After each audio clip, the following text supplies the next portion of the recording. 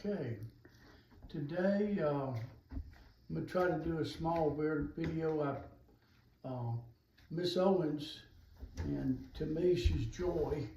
That's my granddaughter, and I know that she was going to be teaching something about American history, and so I've always been intrigued by our Native Americans that were here before we were here, and the artifacts that they have left over just about everywhere I go. You can end up finding artifacts, and so I brought out part of my collection today to be able to show you some of my prized things and some of the things I've found. You can see in the background here, I have many different type arrowheads or spear points, and some of them were probably even dart points. Some of the larger ones were used on a tool they call an addle, which was basically a spear that they threw and with a stick that they guided it through. So that's one of the things that I found. Anyway, some of the other things that are really interesting to me is this right here. If you look at it closely, this rock here, just about perfectly oval, and it is smooth, I don't know how, but just about smooth as glass. And here is the pestle. Now this was a portable pestle, and what I meant by that, they can take it from one place to another. They have a lot of different locations I found where they actually had the pestle actually carved into the solid rock, and it would be there wherever their camps are. But they use this to grind their corn or any other kind of grain that they wanted to. They could use it to grind their corn out. You can see the perfect oval, and I found this close to a creek bank, and so that was one of my prized collections right there. You know, we think about the American Indians, and we think about them probably in the wrong way a lot of times, but they were families, and they had children, they were artists, they were hunters, but also they were gatherers, and also they did a lot of vegetation, growing vegetation, corn, squash, and beans. And they called those the three sisters. The three sisters, they would plant together.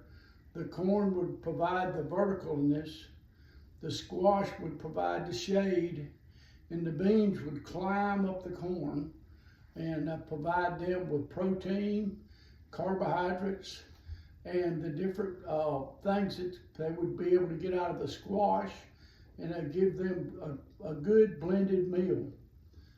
So going along with that, they had other lives besides hunting and gathering. They liked to play. They liked to play just like young people like to play now. This right here is called a chunky, and what it is, it's what they use, just very similar to a hockey puck. And they would roll it around on the ground like this, and then they would bring it into nets, or sometimes they actually used it. They would roll it on the ground, and the young boys would actually shoot at it with their bow and arrows, and you can see the indention here. So they would practice shooting moving targets with their bows. You can see their indention here.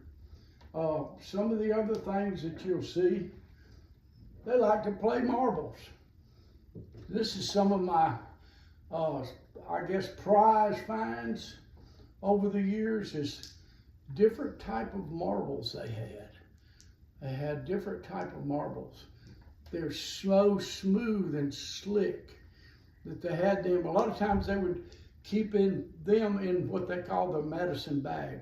And their medicine bag was just their prizes, the things they prepped, and they would use them for trade. They would trade with them. You can see here one of the examples of where they drilled. Now, if you see this hole here, this hole right here, if you ever find a rock, and normally if the hole is smooth on the inside, but it's tapered from the top to the bottom, that would be an Indian rock that they picked up. Now this one right here was used as a net weight. They would weight their nets down as they went fishing, or weight their lines down. So, and you can look at the hole is tapered. They did that with a sand drill.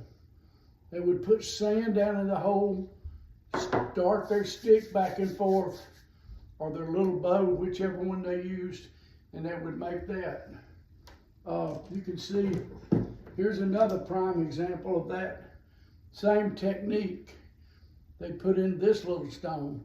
I have no idea why they put it in that little stone, but that's one of the ones I found that had a tapered hole. And so one of the other prizes I found, if you look at this real close, this is part of a pipe. One of their pipes, they smoked tobacco and other herbs that they found. And if you look at the little indentions on the edge of it, you can see what that would do is keep this stuff from coming back out of the pipe. And so this is the only piece of a pipe I've ever found. And I've done a lot of hunting for these artifacts. And this would be another stone, a little prize stone that they found. It's black and it's been worn smooth, another little marble, okay? Some of the other things that you'll find while you're hunting for arrowheads or down on the creek bank is their pottery. Now, I find lots of pottery. They had a lot of pots because they had to eat.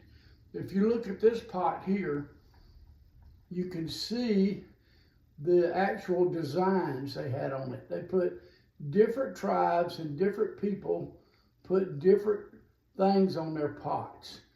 And you can see it's a clay pot made out of clay. They fired it and they used it to heat up their food. Here's another example of a clay pot. Now this one does not have any kind of markings on it, but it is a clay pot, part of a clay pot. So anyway, with the arrowheads and stuff, I'll get some closer pictures of the arrowheads here. These arrowheads came from a lot of different places. I found them all here in Georgia, but they were originated in different places. This arrowhead here, right here, is very rigid on the edge. It's a Tallahassee. It actually comes from Florida. This big arrowhead here, that's part of the Woodland Indians arrowheads. That's what they call them, Woodland Indians. This one's called a pine tree. A pine tree, and you can see if it was upside down, you can see it resembles like a pine tree or a cedar tree. Anyway, so they have all different kinds, made out of all different kind of stones. Most of the stone we have here in Butler is this stone here, right here. This is a Flint River chert. This is a Flint River chert. Now, right here is an unusual find. That's a drill point. I'll let you see the closer image of it. That's a drill point. So anyway, I probably took long enough today to show y'all around this. I know my granddaughter doesn't have very much time to show this, but maybe she can clip what she wants and show it. But I've enjoyed talking to you today. God bless you. Keep learning. The more you learn, the more you want to learn. It's a never-ending process. Learn how to read, and it can take you everywhere. Anyway, so have a great day. God bless you.